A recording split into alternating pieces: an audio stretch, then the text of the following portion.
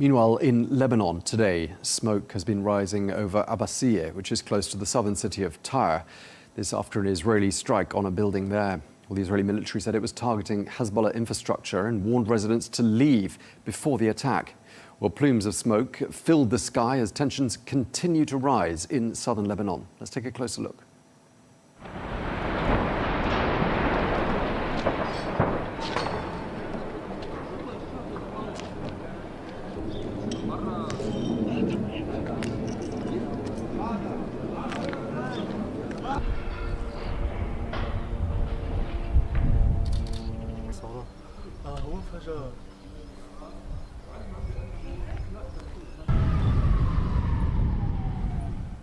Well, let's get more now. We can speak to Dr. Joseph Bahout, who is the director of the Institute for Public Policy and International Affairs at the American University of Beirut.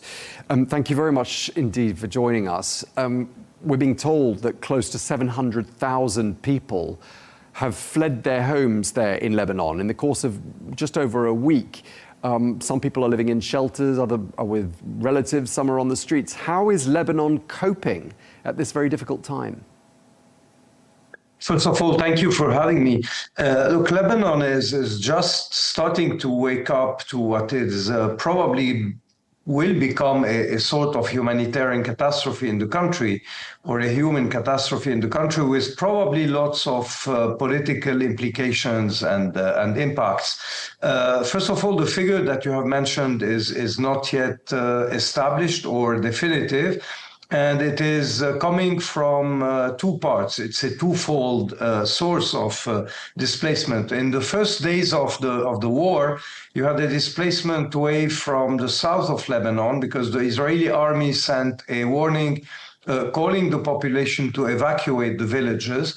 These people mostly went to towns like Saida in the south, or Beirut, or the suburb of Beirut. The second wave came when the Israeli army sent a warning to the southern suburb of Beirut, which is the urban center, the capital of Hezbollah, we can say, of its population also.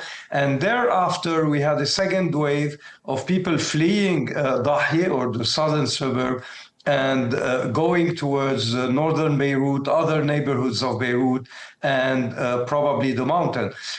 So we have something that is still compounding. It is still not over because these warnings are still coming. The second part of the tragic aspect of that is that it is happening for the second time in less than 2 years. Most of these people have already been displaced a year and a half ago or 2 years ago. And now they are living this bad experience again with a government and the state of Lebanon that is trying its best, but that has very limited means. This is one. And second, with a population, a welcoming population that is much less welcoming, much more hostile, because the hostility and the animosity towards Hezbollah has increased very much in the last period, and very few people are really supporting what Hezbollah has done lately in terms of attacking Israel in the midst of a regional war. Right. I mean, I was going to ask you, I mean, Israel has obviously been carrying out the airstrikes that have resulted in the deaths of more than 500 people, we're told, amongst them 84 children. Is the public anger directed at Hezbollah? Is it directed at Israel? What would be your assessment, Dr. Bahout? It's very difficult to separate both. First of all, we can't answer, I mean, with definitive assurance this question, because it depends on the segment of the Lebanese population to which you are asking the question.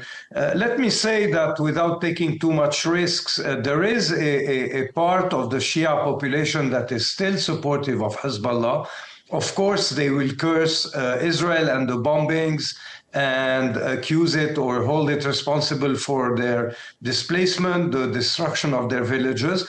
Part of these people will also hold the Lebanese state and government responsible, not only for its inability to defend them, but also because during the last year and a half, the Lebanese government, and this is an objective fact, has not done much to reconstruct the villages in the south. So they have a grief towards that. But let me say that besides that, or except or outside these segments, most of the Lebanese today would say or would tell you Hezbollah has acted irresponsibly.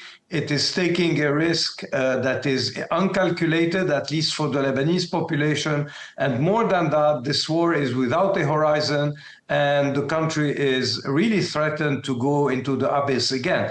So all this is shedding an additional light on something we know about Lebanon. It's a divided country, it's a polarized country, and I think that today with what's happening in the streets, what's happening on the front, and what's happening on the political level also, the country is even more polarized than ever. And this is where you could take the risk of seeing it really getting into not only political, let's say, rifts, but also some security skirmishes here and there. Yeah, I mean, would you say that in the 18 months that have passed since Hassan Nasrallah was killed, that Hezbollah's popularity and the level of support for Hezbollah, and compounded with the efforts made by the Lebanese government to disarm Hezbollah, has that meant they are less popular? I'm sure there aren't any polls, but is your feeling that they are less popular today than they were 18 months ago? We don't have polls, as you said, and we could have had a sort of polling with the elections that were due to happen in May or June, but that they were postponed 2 days ago and they were cancelled. I mean, they were postponed without a date today, so we can't have a measure. Again, I think there is a sort of non-erodable, let's say, segment of the Shia population that will stick to Hezbollah for ideological reasons, for also sociological reasons, because they have relatives who are benefiting from Hezbollah and its quasi-welfare state, with the caveat that this welfare state is today seriously eroded. It has less means. But despite everything that has been said over the last year and a half about, first of all, the weakness of Hezbollah on the organizational or the military level, or its weakening in terms of financial capacity, empirically today we can see that this was not very true. Hezbollah is able to operate again. Hezbollah is able to pay again. Figures even given by the American diplomats or sources are saying that Hezbollah has been able during the last year and a half to recash money again from Iraq, Iran, and other sources.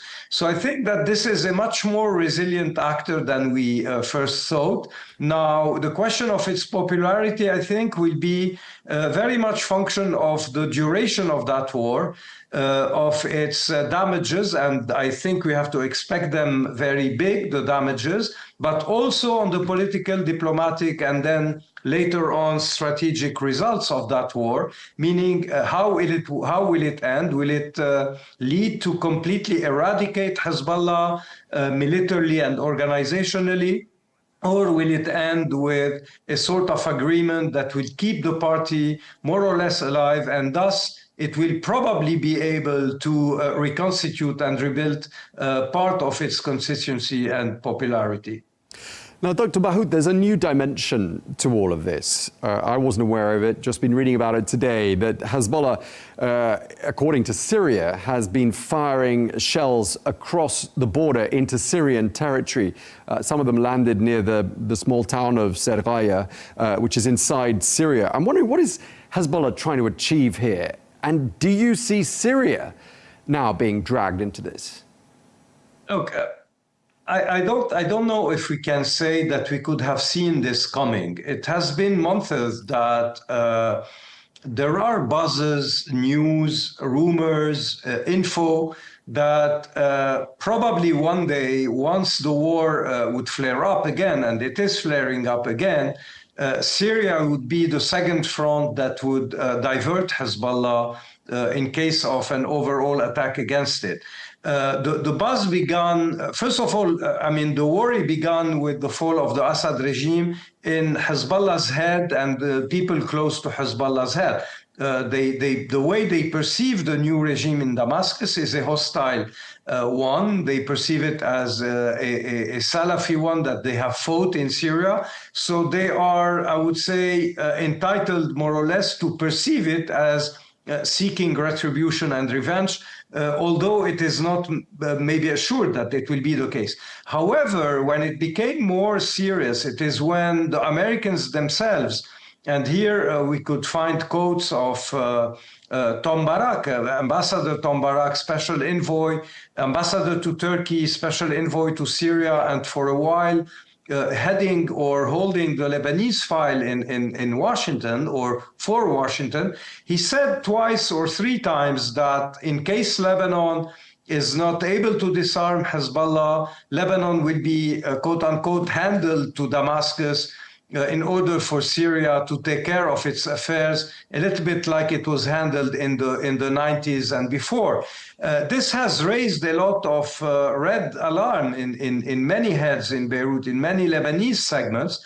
And yesterday, when Ahmad Shara, in a phone call with Arab peers, said, "We are ready to support the Lebanese government in disarming Hezbollah," after having in the White House, if you remember, a few weeks ago, signed a sort of agreement with the US under which Syria is part of the anti-terrorist coalition. So if you consider that Hezbollah is considered by the US as a terrorist organization, all these facts are converging towards anchoring the idea that at some point, probably, there will be an action on the Eastern Front, on the Lebanese-Syria border front against Hezbollah. Will it be an attack? Will it be an incursion? Will it be harassment? Will it be commando operations? Will it be easing some Israeli action like 2 days before? 2 days before,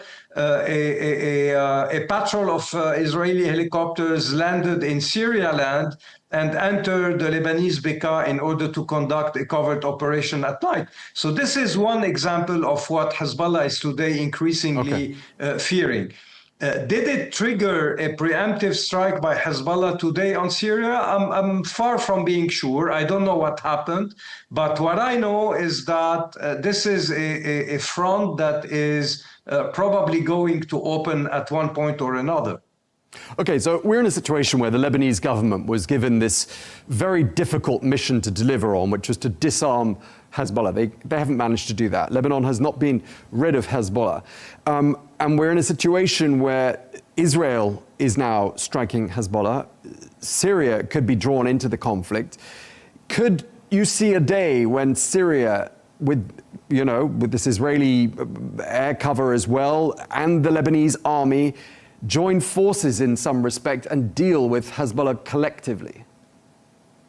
I wouldn't include today the Lebanese army in that because we have enough indications that the Lebanese army and its command today are extremely reluctant, if not more. They are refusing almost to go that road. Probably what we will see in the future, in the coming weeks or month, is the hammering, the persistent hammering of the Israeli Air Force over Lebanon here and there in depth and on targeted killings and etc.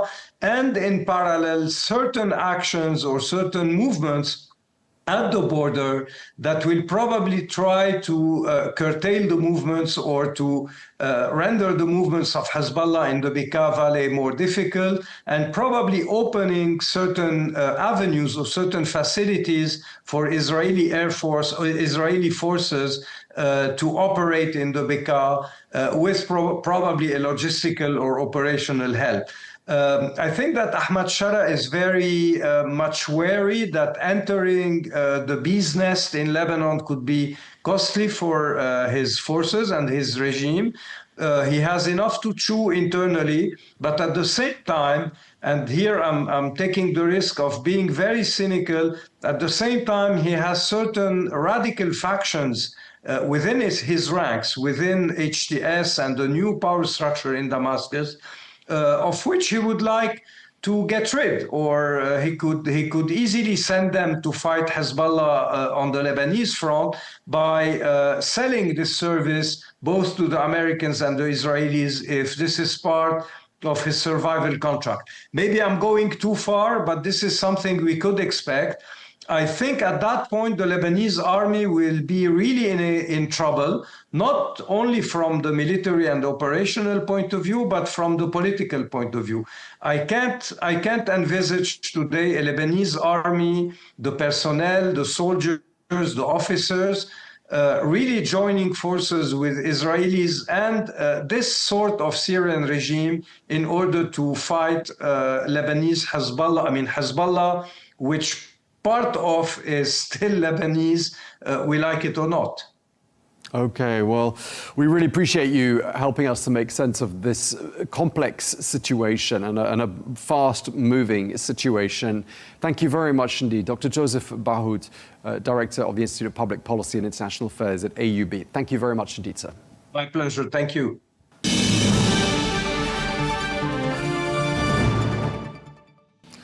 Well, that is all we have time for on Global News today. Thank you very much indeed for watching. Do join us again tomorrow. We'll have some more exclusive interviews for you then. Till tomorrow, bye-bye.